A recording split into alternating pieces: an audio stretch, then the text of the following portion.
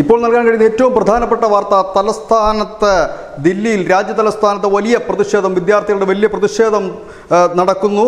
അവിടെ കഴിഞ്ഞ ദിവസം ഒരു IAS കോച്ചിങ് സെന്ററിലേക്ക് വെള്ളം എത്തിയതിനെ തുടർന്ന് ആ വെള്ളത്തിൽ 3 കുട്ടികൾ, ലൈബ്രറിയിൽ പഠിച്ചുകൊണ്ടിരുന്ന 3 കുട്ടികൾ, അതിലൊരു മലയാളിയുമുണ്ട്, നവീൻ എന്ന ഒരു വിദ്യാർത്ഥി ഉൾപ്പെടെ 3 കുട്ടികൾ മരിച്ചു. ഇതിനെ തുടർന്നാണ് വലിയ പ്രതിഷേധം ഇന്ന് പുലർച്ചെ മുതൽ തന്നെ ആരംഭിച്ചത്. ദില്ലി ഓൾഡ് രാജേന്ദ്ര നഗറിലാണ് ഈ സിവിൽ സർവീസ് കോച്ചിങ് സെൻ്റർ ഉള്ളത്. ഈ കോച്ചിങ് സെൻ്ററിൻ്റെ ഉടമയ്ക്കെതിരെയും ഒപ്പം തന്നെ കാലങ്ങളായിട്ട് ഈ ഡ്രൈനേജ് വൃത്തിയാക്കാൻ ആവശ്യപ്പെട്ടിട്ടും വൃത്തിയാക്കാത്ത ആം ആദ്മി സർക്കാരിനെതിരെയുമാണ് വിദ്യാർത്ഥികളുടെ വലിയ പ്രതിഷേധം.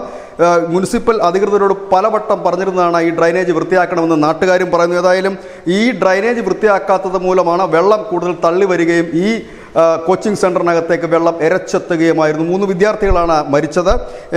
ഇതിനെ തുടർന്ന് സ്ഥലത്ത് MLA ഇതുവരെ ഇവിടെ എത്തിയിട്ടില്ല. ആം ആദ്മി പാർട്ടിയുടെ നേതാവും MLA-യുമായ ദുർഗേഷ് പതക്കിനോട് തന്നെ ഈ കോച്ചിങ് സെൻ്ററുകാരും ഒപ്പം തന്നെ പ്രദേശവാസികളുമെല്ലാം ഈ ഓട വൃത്തിയാക്കുന്നതിനെക്കുറിച്ച് പറഞ്ഞിരുന്നെങ്കിലും മൈൻഡ് ചെയ്തില്ല. ആ ഓട വൃത്തിയാക്കാത്തതാണ് ഒരു വലിയ ദുരന്തത്തിലേക്ക് കലാശിച്ചതെന്നാണ് ഇപ്പോൾ മനസ്സിലാക്കാൻ കഴിഞ്ഞത്. ഏതായാലും അതിഷി അവിടെ എത്തുകയുണ്ടായി, ആം ആദ്മി പാർട്ടിയുടെ മന്ത്രിയാണ് അവിടെ എത്തുകയുണ്ടായി. അവരെ തടയുന്ന ഒരു രീതിയിലേക്ക് കാര്യങ്ങൾ നീങ്ങുന്നു. പോലീസും വിദ്യാർത്ഥികളും തമ്മിൽ ഇതിനോടകം തന്നെ പലവട്ടം ഉന്തും തള്ളുമുണ്ടായി. വിദ്യാർത്ഥികൾ കോച്ചിങ് സെൻ്ററിലേക്ക് പ്രതിഷേധ മാർച്ച് നടത്തും എന്ന് പറഞ്ഞതിനെ തുടർന്ന് പോലീസ് തടയുകയായിരുന്നു. തുടർന്നാണ് ഉന്തും തള്ളും നടന്നത്.